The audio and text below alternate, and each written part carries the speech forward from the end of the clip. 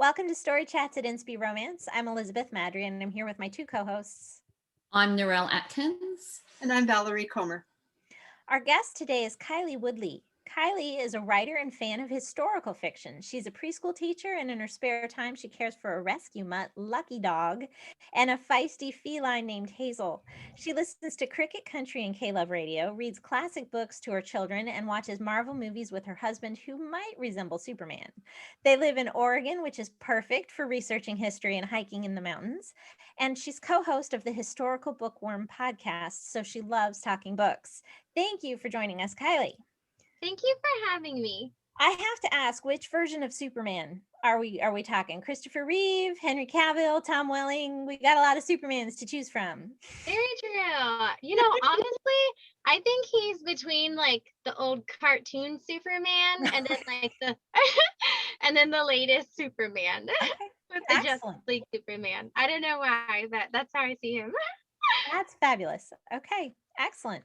So now, historical romance, some of our regular listeners and watchers might be scratching their heads a little bit, saying, you guys talk contemporary romance. And it is true. It is true. However, today we're going to talk split time romance. And I figured this was probably the only way I was ever going to get Valerie to talk about historical anything is if we did split time romance. But it's actually, it's pretty much the only way I'm going to talk about historical anything also is if we're talking split time. So it works out really well. So I call it split time. Some people say time slip or dual timeline. There's like 1,001 terms out there for it. But basically, we've got these romances with a romantic storyline in both a contemporary setting and a historical one. So, and generally, the two plot lines interleave in some way or another. So that's what I love about them, is the seeing the tracking between them.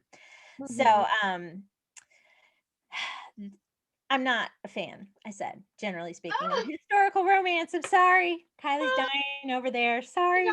So, but I really do love time slip. I love a good time slip romance. So what about you? What are your feelings on historical romance? We're sticking to romance, not just historical fiction in general. Do you love historical romance? Do you love time slip? What do you think, Valerie? Can we get some definitions happening? Sure. Because when you say time slip or dual timeline, there's different ways. I can think of 3 different kinds just off the top of my head, and maybe KyLee knows 5 more. But there is where the story takes, where you've maybe say got 4 point of view characters. You've got your contemporary couple and your historical couple, and it goes back and forth showing one or the other.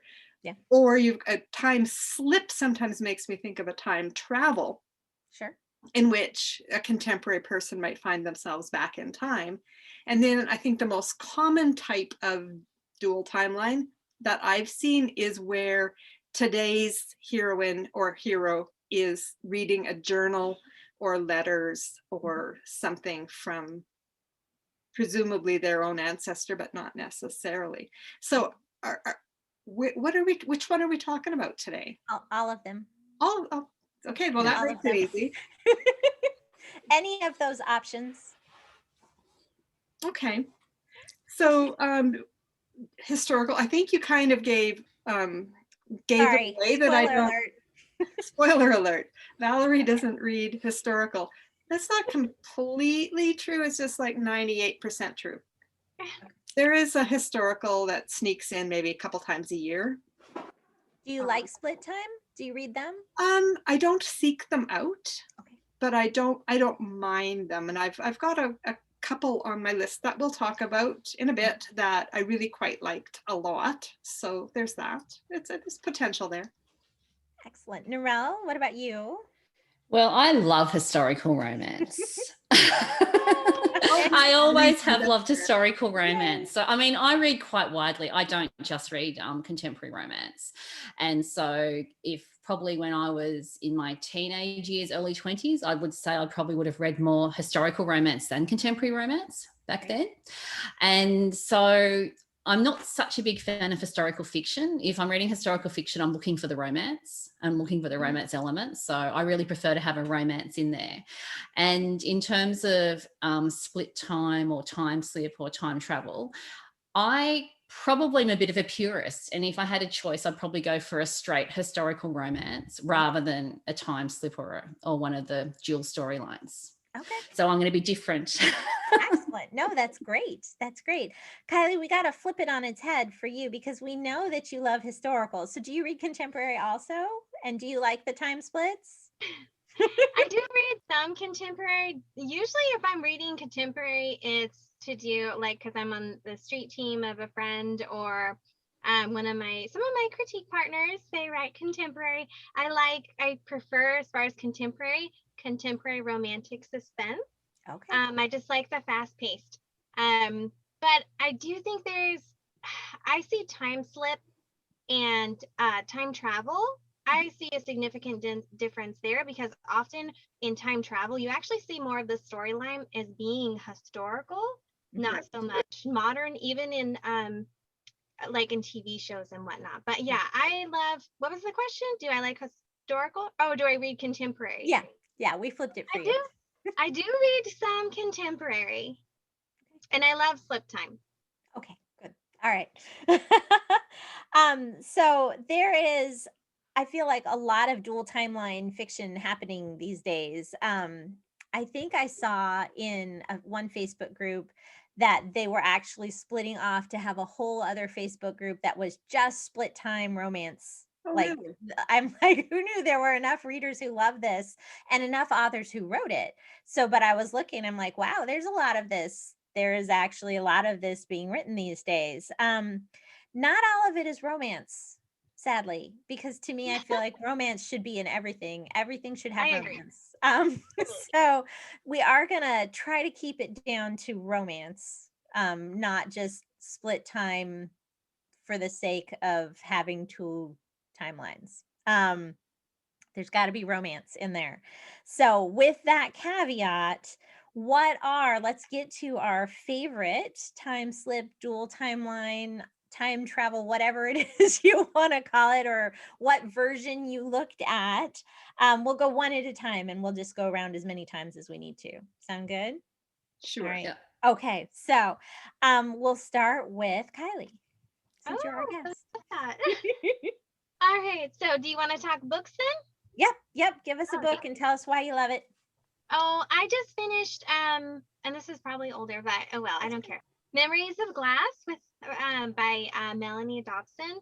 And I really liked that one. And it was definitely, as far as time slip goes, it didn't have, as far as like, a lot of times you do see the journal, or the old letters, but this one, she was like investigating and trying to understand what had happened in the past.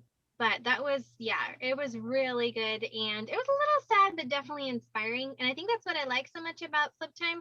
Like, I feel like when I read historical, that the things that I see there, they're so unique, but also they're like a resemblance of the past. So like my past, your past, the past of my ancestors, and I feel connected to that. And I like all the neat little things that you see in historical, the details and cat clothes and buggies and horses and all that silly stuff. But I also like when the message of the historical is in such a way that you couldn't have it in any other era. And when you have your dual timelines in there, your split time, it's like you take the historical and you say, this is how it applies, this is how it can help someone, because you actually see in the modern time, those two stories are interlaced. And so you get to see the way that helps. And with Melanie Dobson's book, I could see how the main character was able to kind of like work through her abandonment issues in the family, just by learning of how these courageous women, these Dutch women, worked with the resistance to save children. So very cool. Was that World War II or what? Yeah. Okay. Yeah. Yeah. Love it. That's a really good point about the benefit, I guess, of a dual timeline story is that it kind of brings you an application for today. Right. Yeah. All right, Valerie, what's a book from you? I'm going with the series. Of course you are. Of course I am. Liz Johnson, her Georgia Coast series, 3 books.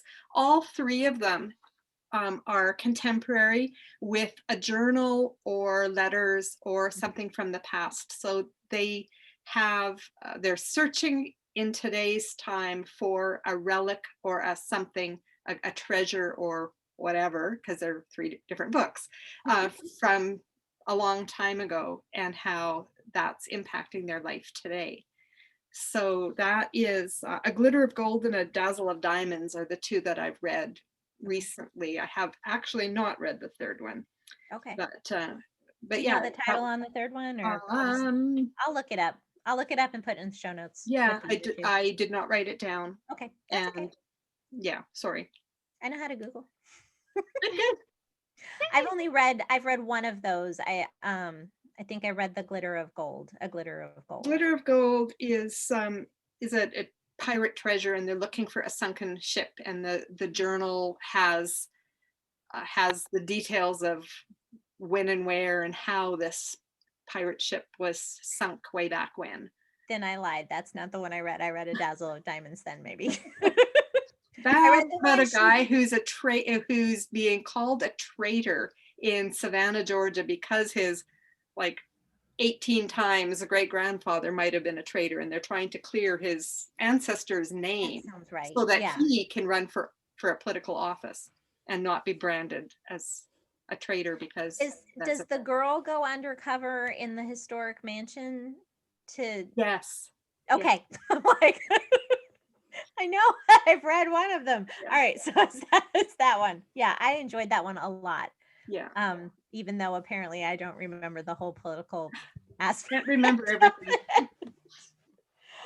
What time period is the historical on that? Do you know off the top of your head? If I knew my American history, then I could probably tell you. But okay. I'm Canadian and I don't know my American history. But do you know 19 something, 1910? Is it early? Pre that.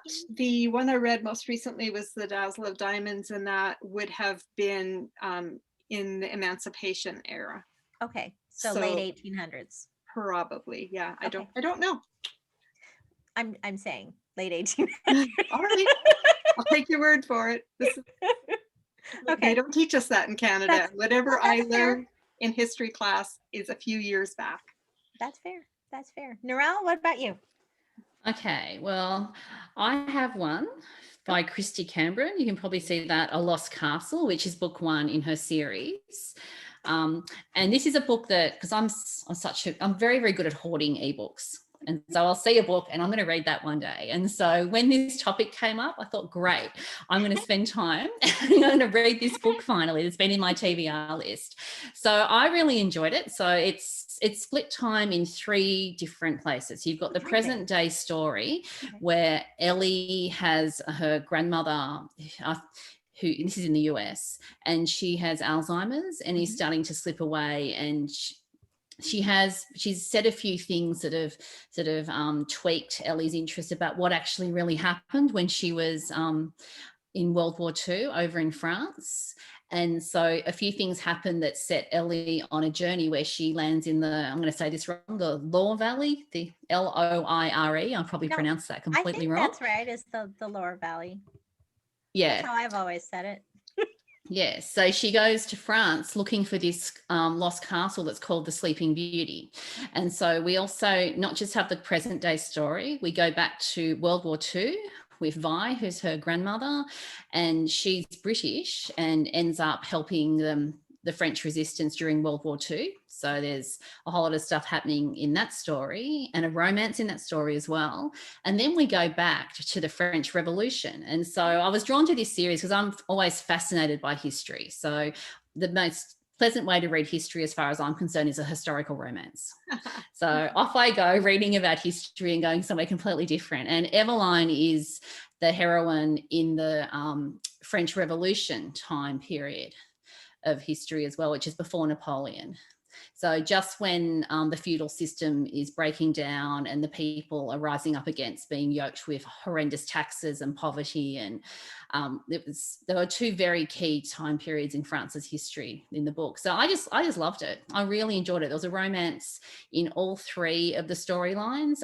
They were all in the heroine's point of view. So you had 3 point of views, and Kristy's a great writer. She's beautiful writing. If you like beautiful lyrical writing that's very descriptive and sensory and evocative, then you'll enjoy her books. And the thing that I'm often hesitant about with split time is that if the stories don't connect, they either work or they don't. And this story was beautiful. And there were connections, not just with the Lost Castle and what was happening at the castle at different times in the history of it, but the characters also had connections as well on top of that. And that's what I really loved about that. And that's what I'll look for in a split time story, is those deeper, meaningful connections between the different storylines. So you don't feel like you're reading, you know how it's kind of like some books you can have, it's like you're reading 2 books at the same time by different authors. I don't want that feeling. I want to feel like these stories are connected. So I'm looking forward to finding time to read book 2 and book 3 that are sitting in my Kindle. That's fun. So I've never heard of one that had more than 2 timelines. So that's super fun. I like that idea. I'm going to have to read it because that sounds really fun. It would be very complex, I would think. Yeah. Hard to write. Yes. Yeah. But beautifully done. Oh, good. Yay. For me, I pointed fingers at Valerie, but I chose a series too. So the series that I chose to start off, I have more than this, but Sarah Monzon wrote the Carrington Family. It's a 4-book series. The first is Finders Keepers, then All of You, Freedom's Kiss, and With You Here. And so in the modern time frame, they're all siblings who find their love. And then in the historical, they're not related at all, other than the time. Like, they're related to the current sibling story, but the historical people are not. The timelines are actually, the first one, Finders Keepers, is a Spanish conquistador era, kind of coming on a galleon to Florida before Florida was part of the United States. So that, conquistador sort of era. The second one is World War II. The third one is post-Civil War, not post-Civil War. Yeah, somewhere in there, mid 1800s. Well, because Florida is still owned by Spain, and so I was trying to remember, it might be pre-Civil War, but just pre-Civil War, before we bought Florida from Spain. And so it's got slaves who escaped the plantation and have headed to Florida because there was a freed slave conclave there that the Spanish were allowing to build their own town and live in freedom. So it was an easier place to escape to from certain points in the South. And the indigenous people were helping with, and so it's got a mixture then of the indigenous Native Americans with the escaped slaves. So it's really interesting because it's part of history that you don't necessarily get in your textbooks, which is fun. And then the fourth one was, again, another time period you don't tend to read about, is during the Holy Roman Empire, but it's in Germany. So, it's not Rome, but it's under, and it's right during the, right after Martin Luther nails his theses to the Wittenberg doors. So it's in that upheaval against the Catholic Church. So it was really kind of interesting how she played that in. My 2 favorites of the 4 are then the second one, All of You, with the World War II. The historical aspect of that one is really, really fun. And then my favorite contemporary was probably actually also All of You. I guess maybe the second one is my favorite because the contemporary hero is a Navy officer. He flies airplanes on the aircraft carriers, and he is in this horrific accident at the very beginning of the book and becomes a triple amputee because of just a horrible accident. And so those two timelines were, I think, the best woven together, historical and contemporary. The others are very, very well done and absolutely worth reading, but I feel like that was the second one was by far the strongest in my mind. Interesting. So, yeah, but still really good. Really enjoyed all of them. All right, Kylie, do you have another one? I do. Yay. So I just read The Haunting of Monaventure Circus by Jamie Jo Wright. Mm-hmm. And it's the first book that I've read by Jamie. And I really, really liked it. It was a little creepy, but not too much. And it actually starts in modern day. And she's like going to look at this property that she just bought for her business, well, her uncle's business, and it's rumored to be haunted. And there's actually a man in there, and the police are called, and it's just really neat to see the main character in the modern day. Her name is Chandler, and she has an autoimmune disease. She's a single mother, and you see her just she goes to this small town, and that's where all there used to be a circus there, Ripley Circus, and she befriends some people, and they're supposed to be the descendants of a serial killer. And so yes, I know. And so you get what's going on in the modern day and what they're finding out, what she's discovering about, was he the serial killer? Was he just wrongly, condemned?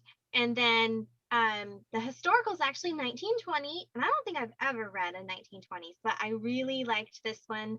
And it's kind of in the circus and just very interesting. And there was a baby elephant, that the heroine Pippa had to nurse back to health. Aww. And it was interesting too to see Pippa, in 1920s, as she has a deformed foot, and being a woman, and just having the right to vote, and just the different things that she struggled against. And it was really well done because both storylines have a romance, and even though it portrayed the historical, the issues she dealt with as a woman, she fell in love with a fair, just, just good, strong guy. And I just really loved that. And then the modern guy, he was like a felon and a biker. And I was like, whoa, that's definitely not what I normally read.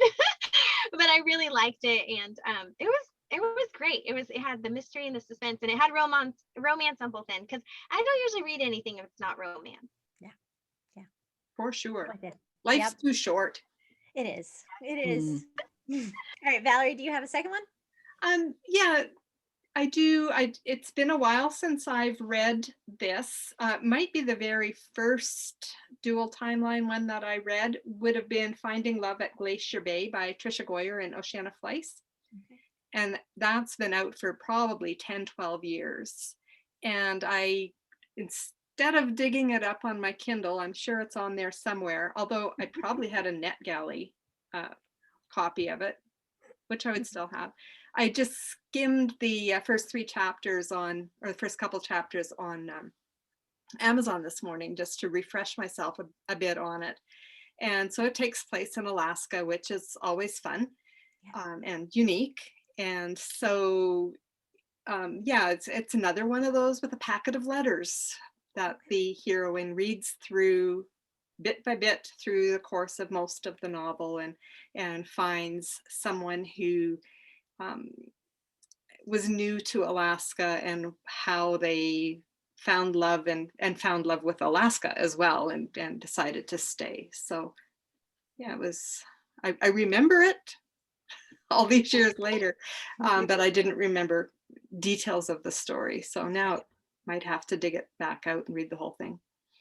Cool. Narelle? Well, I have a time travel one that's it's a new release in March 2021, and it's Before Time Runs Out. I'll just show you the cover by Amy Matayo. Oh, I have seen that around Facebook. Yeah, I was going to say I'm seeing that cover everywhere right now, so that's timely. Yes. So, I mean, Amy Matayo is one of those authors that will jump around. She doesn't sort of stick doing one thing. She sort of writes stories in different genres all over the place. So I would describe this one as a time travel romance, very light faith element. It's probably would hit more clean and wholesome maybe. And it's set in there's three things happening. So you've got the present day story with this girl who is a master's student at Princeton, so she's in New Jersey, and she's getting a D in English, and she needs to get an A to do what she wants to do, and she has to get this thesis written, and her big obsession is Charles Dickens. So she's trying to work out, one of the things she decides to do is set up this ghost club, which is what he actually did in England. He had this ghost club. So she sets up this meeting and invites people to come to the library, to this ghost club. And it's through that she ends up time traveling back to 1870 and lands pretty much in a ghost club meeting with Dickens in a library in London. Oh, well, yes. That's creepy. But it is. But not just does that happen, she meets this guy there who has also time traveled, but he's traveled from California, from Beverly Hills in 1947.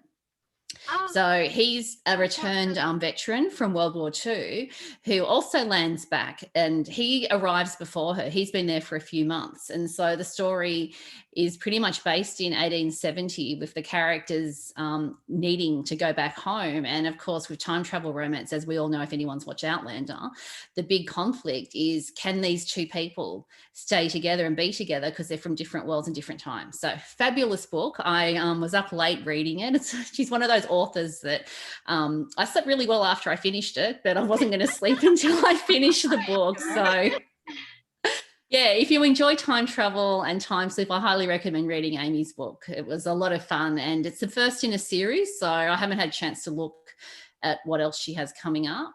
But if you're a fan of Charles Dickens, you'll really appreciate a lot of the references to his works and things in the story as well. That sounds really fun. I'm going to have to read that one too, apparently. That's great. My second one I chose was Chateau of Echoes by Siri Mitchell.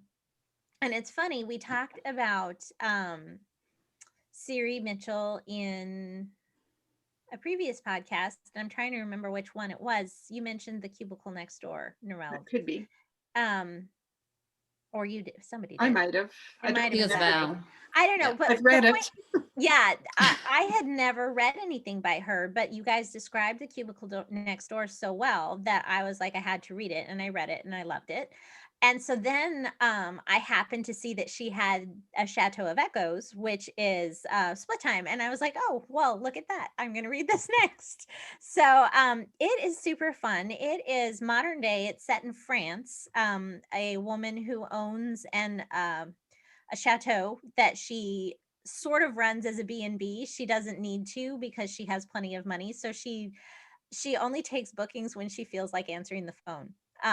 So it's kind of fun. And so an author contacts her wanting to stay there because her one of the reasons she has all this money is when she was renovating the property, she found this journal from a woman who lived there when it was actually Brittany, as opposed to being part of France proper. It was, when Brittany was separate.